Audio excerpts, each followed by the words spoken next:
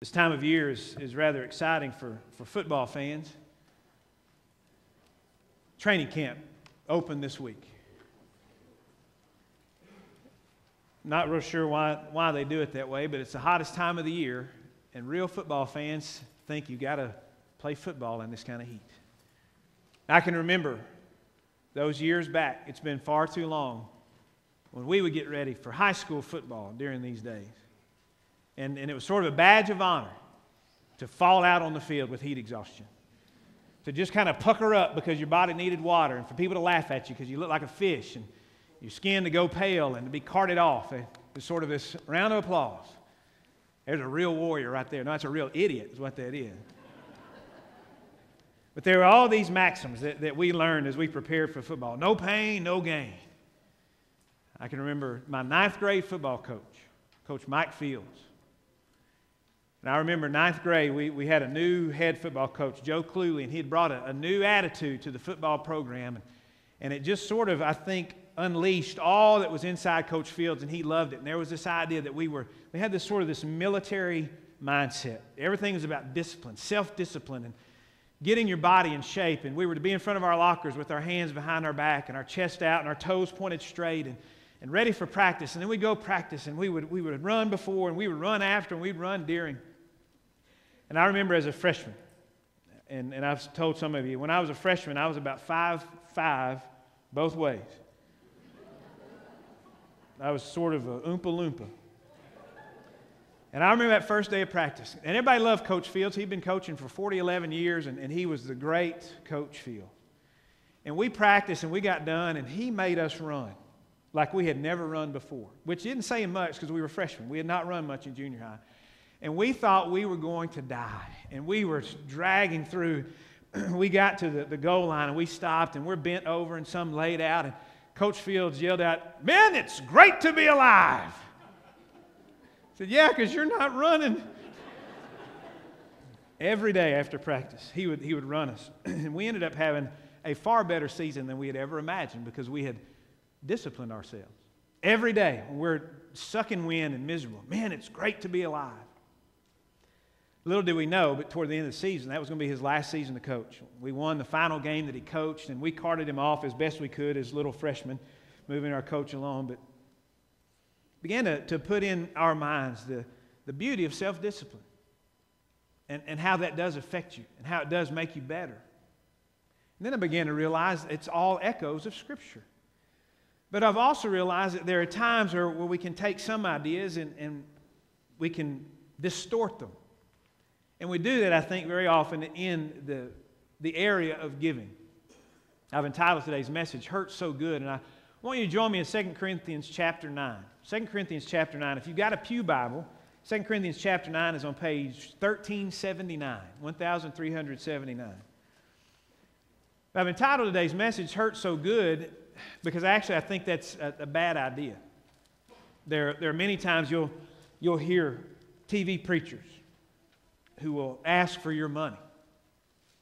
And there are some that will even preach that the more you give, the more God's going to give back. If you'll give $10, God will send you $100. If you'll send them $1,000, then they'll send you some hanky that they've prayed over and some oil, and who knows what God's going to pour out. And they many times, I think, distort the truth, and it becomes actually a hindrance rather than a help. But I think one of the things that we have told ourselves through the years is that, especially when it comes to giving financially, but also giving our resources, giving of our time and the talents with which God has blessed us and the gifting that He has given us. And many times we think you got to give till it hurts. Give till it hurts. I don't know if that's altogether true. 2 things that we've seen already, and they are there on your outline. First, honestly, truthfully, you have nothing to give. Whatever's in your wallet right now, whatever is in your bank account right now, that's really not yours. It's all God's. He has just loaned it to you to see how you'll handle it. You are the manager. And the better you manage, then the more He'll give to you. The more responsibility you show, the more responsibility He will give. Adults, you remember this when you were a teenager and your parents gave you a curfew. And when you came home early, they kind of looked strangely at you.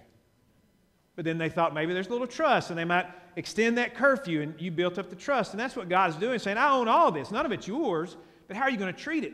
Because if you take it and hoard it, he's like, I can't give him any more because he's not using well what I've given him now. And so you really have nothing to give. Everything belongs to him.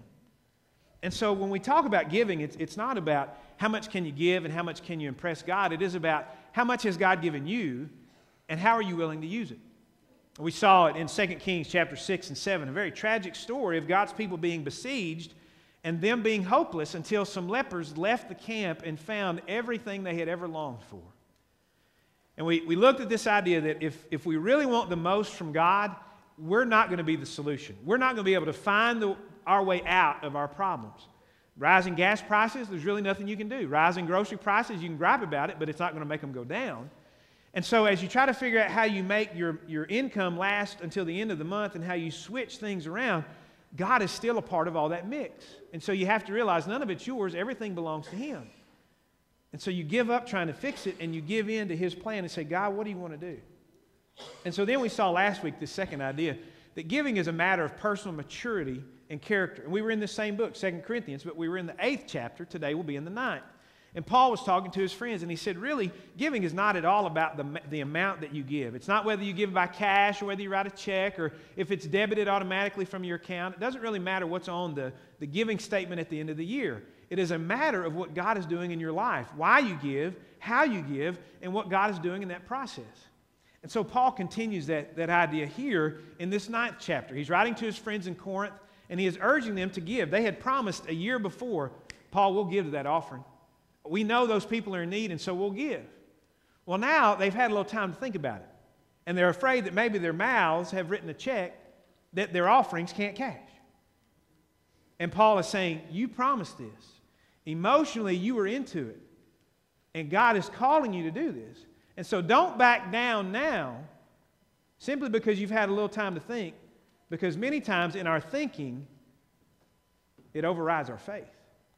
Paul's not telling them to be insane, not telling them to do something financially unsound. He is telling them to trust God. And so the idea of hurt so good may actually be incorrect. Look what Paul says here, 2 Corinthians chapter 9. We'll start in verse 6. It's on page 1379. Now this I say, he who sows sparingly shall also reap sparingly. And he who sows bountifully shall also reap bountifully. He says the law of the harvest is at work in your giving. If you give a little, you're going to get back a little. But if you're willing to give much, God will do even greater things in your life. Now this is where many of these TV preachers will take off.